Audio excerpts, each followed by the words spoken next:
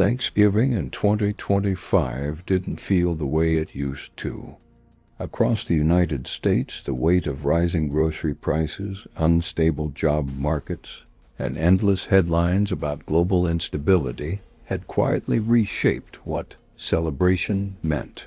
From New York to California, families learned to gather with cautious gratitude, aware that comfort had become conditional. And in the quiet suburban town of Maplewood, New Jersey, just beyond the hum of Newark's restless highways, the Hawthorne family prepared to uphold a tradition older than most of the problems they tried not to name. The colonial house on Whispering Lane glowed softly against the early winter dusk, its windows warm with light, its walls heavy with memories that had learned how to echo even when no one spoke them aloud. Inside, the dining room carried the familiar scent of roasted turkey, cinnamon, and glazed carrots, a carefully curated illusion of normalcy. 8 places were set with careful precision. 8 plates, 8 glasses, 8 folded napkins. But only 7 people stood around the table, their smiles rehearsed, their laughter oddly hollow, and 1 chair remained empty, its absence louder than any voice in the room. It was Marcus Hawthorne's chair, the seat he had claimed every single year because it faced the window, because he said it reminded him that even family walls couldn't completely shut out the world. Marcus wasn't just the black sheep son or the restless thinker. He was a freelance investigative journalist who had spent the past year uncovering housing displacement cases in Brooklyn, following evicted families, exposing unethical deals tied to powerful development firms. He chased truths people feared and knew exactly where silence lived. But Marcus never missed Thanksgiving, not once. Which was why Clara, his younger sister, couldn't he shake the quiet unease gnawing at her chest as the minutes passed and his seat remained untouched. Eleanor, their mother, raised her glass at exactly 6:47 p.m., her posture impeccable, her smile controlled, as if stability could be manufactured by will alone. She spoke of resilience, of gratitude, of togetherness in uncertain times, and the family echoed the toast with polite compliance. Yet the clink of glass sounded thin, as if the moment itself hesitated. Clara had spent the day volunteering at a Harlem community food bank, watching exhausted parents ration turkeys and canned goods while children pretended not to notice. She had come home emotionally drained, but Marcus's absence unsettled her more than all the suffering she had witnessed combined. "Has anyone heard from him today?" she asked, casually, trying to disguise the tremor under her voice. Eleanor nodded too quickly, dismissing the concern with a strained calm. "He said he'd be late. Work as usual." Clara already knew that wasn't the full story. Her mind drifted back to the voicemail Marcus left at 2:16 p.m., a message she had replayed more times than she wanted to admit.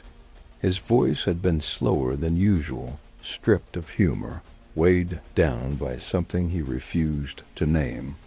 He had told her to trust her instincts, warned her not to sit in his place, no matter what happened, and ended the call without goodbye. It hadn't sounded like a joke. It had sounded like preparation. As the family tried to settle into dinner, the house itself seemed to shift. The grandfather clock stuttered for a split second before resuming its calm rhythm. The lights flickered once, then steadied. Eleanor's phone vibrated against the table surface, and she glanced at it quickly, her fingers tightening in a way only Clara noticed. The unknown number displayed a message that she immediately turned face down, masking her expression under forced composure. Outside, the wind scraped softly against bare branches, and from a nearby window, the faint murmur of a neighbor's television reporting on volatile global markets and widening economic strain leaked through the evening air. Then came the knock, not from the front door, but from the back of the house. 3 deliberate taps, slow and unmistakably intentional. Conversation halted, forks freezing mid-air. Raymond, Eleanor's brother-in-law, stood to investigate, but Eleanor stopped him sharply, insisting it was nothing. The knock came again, patient and unhurried. Clara walked the hallway, opened the door, and found nothing but cold air and shadow.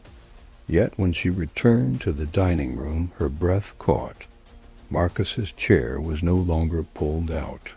It had been pushed in neatly, positioned with quiet purpose, as though someone had already claimed the space.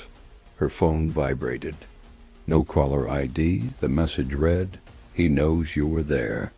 A slow dread crept through her veins as fragmented memories from Thanksgiving 2015 resurfaced, raised voices behind closed doors, a stranger's silhouette, Marcus stepping forward into a conversation he was never meant to hear. Another message followed, colder this time. "You were never supposed to remember."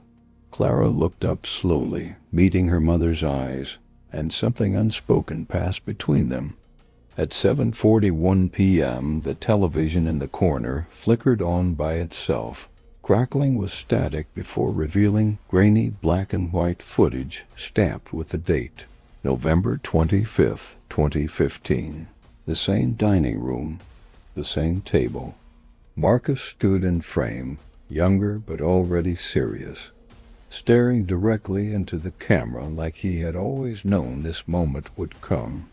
He spoke of silence, of family secrets, of documents he had found, donations that never reached their destination, truth buried under respectable names. His voice lingered in the room like a shadow that refused to leave, cutting through a silence so thick no one dared move. Static swallowed his final words, leaving only the echo of unasked questions. Somewhere upstairs, floorboards creaked softly, as if someone paced with deliberate caution. Eleanor's whisper barely escaped her throat when she said he was supposed to let it go. Clara asked what he was supposed to forget, but Eleanor did not answer. The house seemed to lean inward, walls pressing closer around secrets that no longer wished to stay hidden. Then, just behind Clara's ear, a voice breathed so softly it felt almost imagined. "You promised not to open this again." She turned sharply. No one stood there. Only the empty chair, still and waiting. As the clock struck 8 p.m., the doorbell rang for the first time that night, slow and deliberate, echoing through the tense silence like the start of something that could no longer be denied.